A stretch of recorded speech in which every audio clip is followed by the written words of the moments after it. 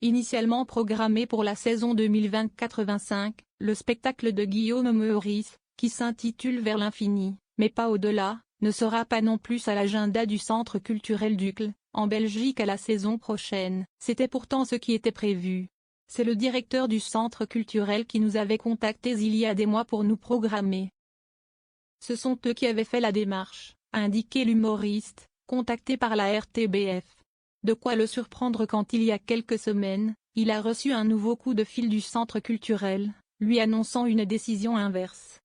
Initialement programmé pour la saison 2020-85, le spectacle de Guillaume Meurice, qui s'intitule Vers l'infini, mais pas au-delà, ne sera pas non plus à l'agenda du Centre culturel d'Uccle, en Belgique à la saison prochaine. C'était pourtant ce qui était prévu.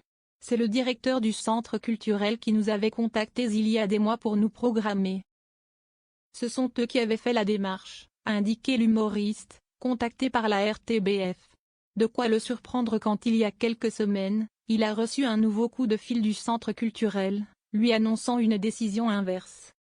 Pour Guillaume Meurice, ce choix est surprenant d'autant que ce spectacle n'a rien à voir avec la blague sur Netanyahou, qui lui avait valu ses déboires jusqu'au licenciement sur France Inter. Ce spectacle n'a rien à voir avec les polémiques qui m'ont touché. D'ailleurs, c'est loin d'être le premier spectacle que je joue. Mais c'est par contre la première fois de ma carrière que je me retrouve déprogrammé.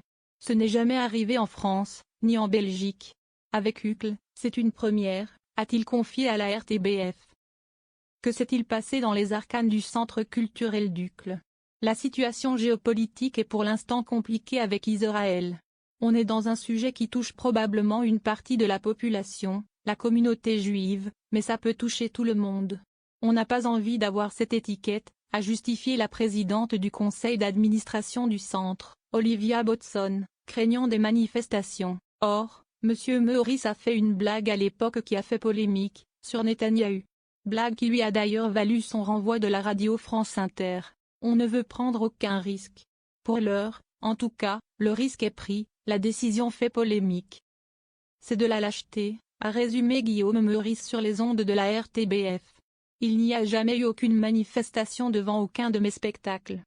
Et que le théâtre se coupe d'une partie du public? De toute façon, une programmation artistique, c'est des choix. Oui, il y aura des gens qui auraient bien aimé, d'autres moins. Enfin, voilà. On ne force personne à aller au théâtre. Avant d'ajouter, moi, je ne suis pas un adversaire politique. Je suis juste un clown.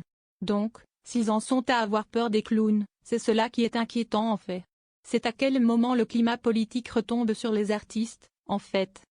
En soutien, l'humoriste belge Florence Mendes a rapidement réagi. « Putain, c'est quoi votre délire ?» s'est-elle agacée dans une vidéo coup de gueule sur Instagram.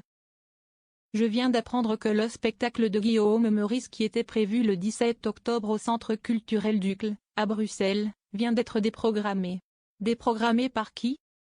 Bien évidemment par la droite, a-t-elle balancé, en éclairant son propos. La commune d'Uccle, c'est la liste du bourgmestre donc Boris Diès et Olivia Botson à la tête du centre culturel. Pour la raison que cela donnerait l'impression qu'Uccle prend parti. Mais prend parti pour quoi exactement? Le spectacle parle d'astrophysique et prend parti pour les aliens en cas d'attaque extraterrestre. Putain mais c'est quoi votre délire? Est-ce que le centre culturel d'Uccle, qui se défend de toute censure, changera d'avis? La présidente, qui se trouve être aussi conseillère communale de droite à Uccle, précise que cette semaine, lors du CA du centre culturel, plusieurs voix se sont élevées en disant qu'elles n'étaient pas d'accord avec cette décision. Nous allons donc rediscuter du dossier dans les semaines à venir.